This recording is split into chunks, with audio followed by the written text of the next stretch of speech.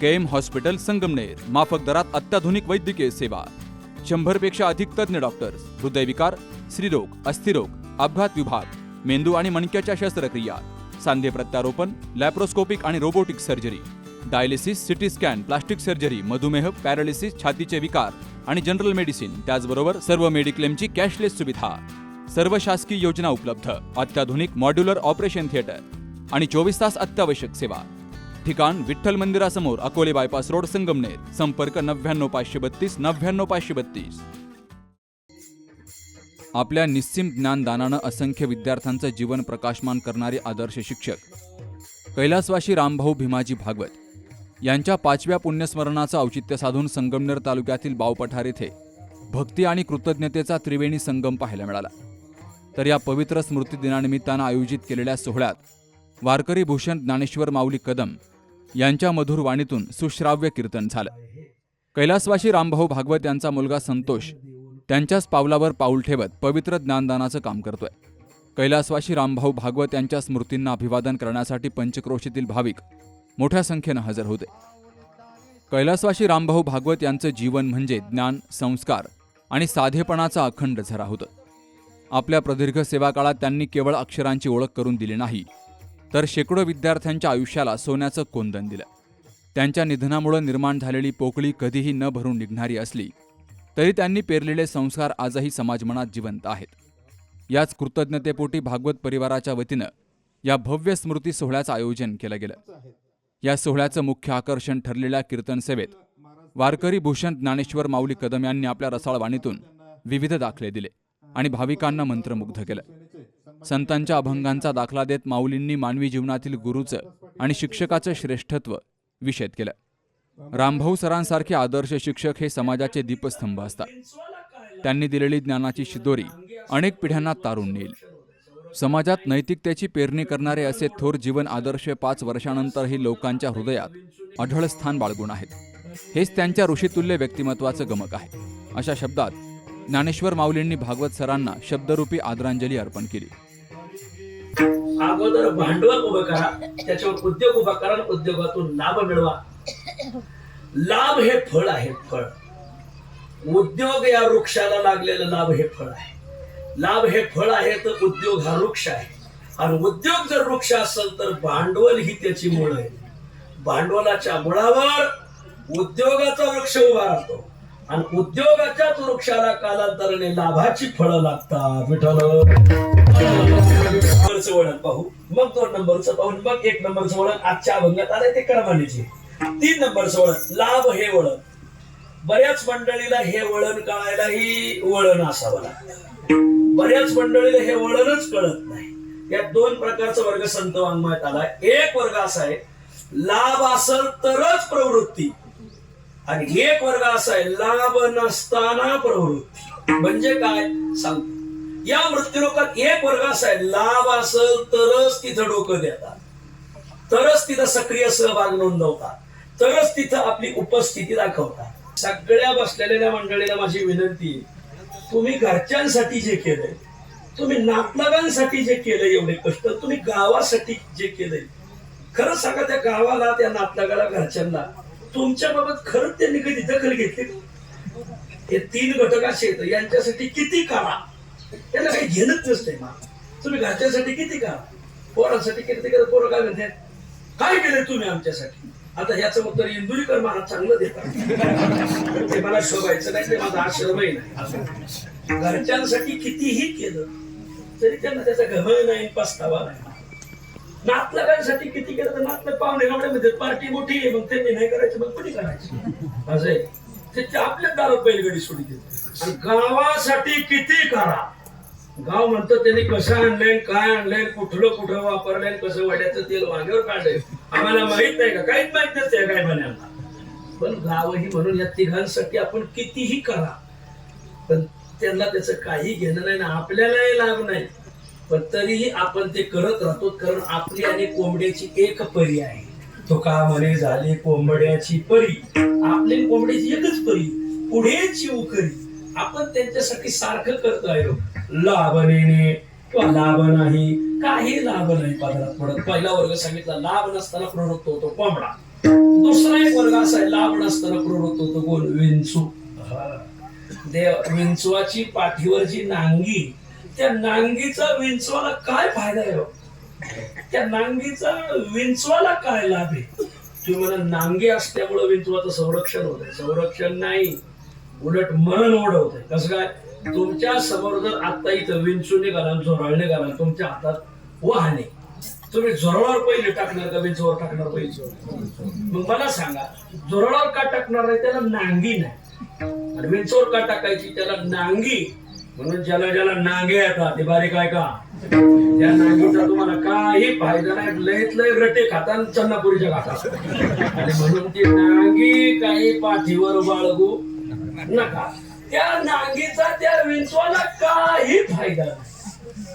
उलट नांगीचा विंचू पाहिला का लोक मारतील, बिगर नांगीचाच लोक ते पुढे नांगी म्हणते. नांगीवाल्याला रट्टे खावं लागतात, ज्याने खाल्ले तेवर बघा. पण लाभ नसताना, हेतू नसताना या जगात जर तुमच्यावर कोण प्रेम करत असेल तर तुमची आई. दारात कुत्रा आहे, गाव मोठे, गल्लीत अनेक घर आहेत, आपलंही घर आहे. पण आपल्या गल्ली, आपल्या दारात बाबा ती एक शूटिंग चालू, तुम्ही काय हो कुत्रा आहे ना, कुत्रा अख्ख्या गावाला कुत्रं धावत, पण घर मालकाला धावत नाही का? गावाने त्याला पुढे तुकडा टाकलाय. गावाकडून त्याला काय लाभ आहे? या घराकडून लाभ आहे म्हणून कुत्र घराला धावत नाही. घरावर प्रेम जे आहे कुत्र्याचं, आपल्यावर जे कुत्र्याचं प्रेम आहे का? आपणही माणसं आहे, तर गावातही माणसं आहे. पण गावातल्या माणसाला धावत, आपल्याला का धावत नाही? त्याचं कारण गावाकडून त्या कुत्र्याला लाभ नाही, म्हणजे तुकडा भेटत नाही. पण आपल्याकडून भेटतो म्हणजे कुत्रा प्रेम करतो लाभ पाहून, हेतू पाहून. मांजर प्रेम करते हेतू पाहून. घरात 10 माणसं असली ना, 9 माणसाला मांजर हात लावून देत नाही, फाक फाक फाक फाक धावत आहे बघा. पण जे रोज त्याला नियमाने दूध ठेवतंय, बिस्किट खाऊ घालतंय मांजर, ते मांजर त्याच्या मांडीवर जाऊन बसत आहे. मांजरीवर हात फिरवला का गरर गरर गरर गरर. काय वाघावून हात फिरायचा कधी योग येत नाही, पण मावशी वाघाच्या मला हेच सांगायचंय मावली. लाभ नसताना प्रवृत्त.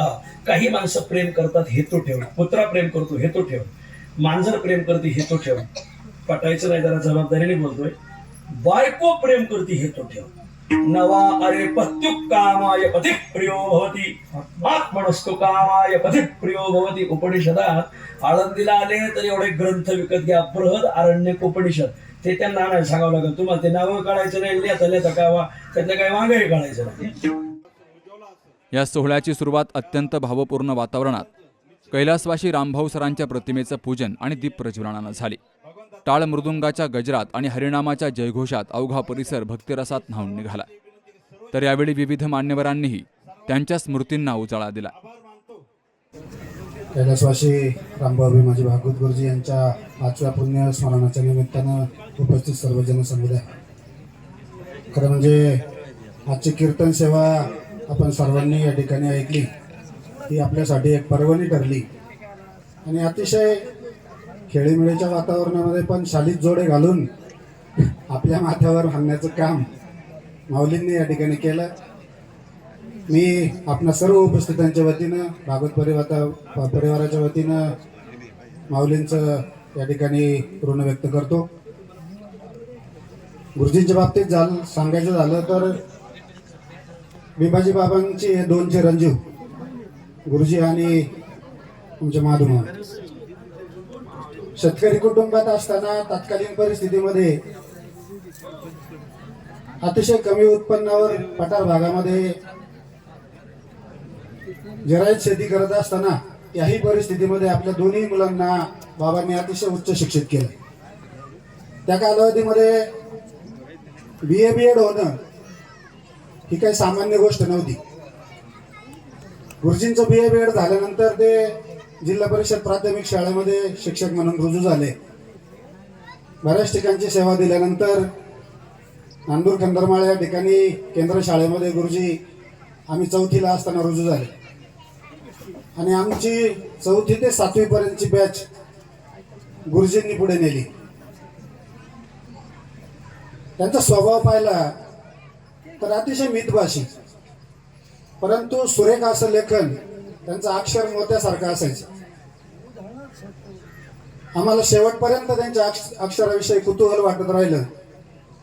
प्रयत्नही केला त्याप्रमाणे आम्ही अक्षर काढण्याचा, परंतु तेवढं अक्षर काढणं आम्हालाही जमलं नाही. असं सुरेख अक्षर गुरुजींचं होतं. साफसुथरा पेहराव, कडक पायजामा, नेहरू 3 बटणी नेहरू शर्ट, असा गुरुजींचा टोपी, असा पेहराव. शिकवण्याची पद्धत अतिशय सुटसुटीत, शिक्षा देण्याची पद्धत तशीच. आमच्या डोक्यातील टोपी काढायची आणि मागच्या बाजूला डोक्यावर एक टपली मारायची काही चुकलं तर, अशी गुरुजींची शिक्षा. अतिशय प्रामाणिकपणे प्रदीर्घ अशी सेवा गुरुजींनी केली. त्यानंतर ते केंद्र प्रमुख झाले आणि रिटायरमेंट नंतर खरं म्हणजे आपलं कुटुंबही तेवढं सुशिक्षित केलं. त्यांचा वसा आणि वारसा चालवण्याचं काम संतोष करतो आहे. तो आमचा ज्युनियर, आमच्या एक बॅच पाठीमागे संतोष संपत असतील, दोन्ही शिक्षक आमचे. ज्ञानदेव सुद्धा याच कुटुंबातून शिक्षक झाला. गुरुजींची सुनबाई शिक्षिका आहे. आणि अशी अतिशय सुसंस्कृत असं कुटुंब गुरुजींनी घडवलं. आणि आपल्या शेवटच्या कालावधीमध्ये अतिशय चांगले दिवस या कुटुंबाच्या अत्युच्च शिखरावर असताना गुरुजींचं 5 वर्षापूर्वी आपल्या सर्वांमधून जाणं झालं. मी आपल्या सर्वांच्या वतीनं त्यांच्या पवित्र स्मृतीस विनम्र अभिवादन करतो. कीर्तनानंतर सर्व भाविकांसाठी महाप्रसाद देखील आयोजित केला होता. हा दिव्य आणि मंगलमय स्मृती सोहळा यशस्वी करण्यासाठी भागवत परिवार, ग्रामस्थ आणि आप्तेष्ठांनी विशेष परिश्रम घेतले. बाबासाहेब कडू, सी न्यूज मराठी, संगमनेर. आपल्या डोळ्यांची काळजी घेणारं पोखरकर नेत्रालय आता नवीन ठिकाणी सुसज्ज आणि अद्ययावत स्कायलाइट मल्टी स्पेशालिटी हॉस्पिटलमध्ये. डोळ्यांचे विविध आजार, ऑपरेशन्स आणि उपचार आता एकाच ठिकाणी. मोतीबिंदू, काचबिंदू आणि medical retina specialist doctor Santosh Kishor Pokharkar करणार आपल्या डोळ्यांच्या सर्व समस्यांचं परिपूर्ण समाधान. ठिकाण स्कायलाइट मल्टी स्पेशालिटी हॉस्पिटल, देवाचा मळा, बालाजी अपार्टमेंट जवळ, संगमनेर. संपर्क 02425 29 91 90 आणि 8108 17 63 65.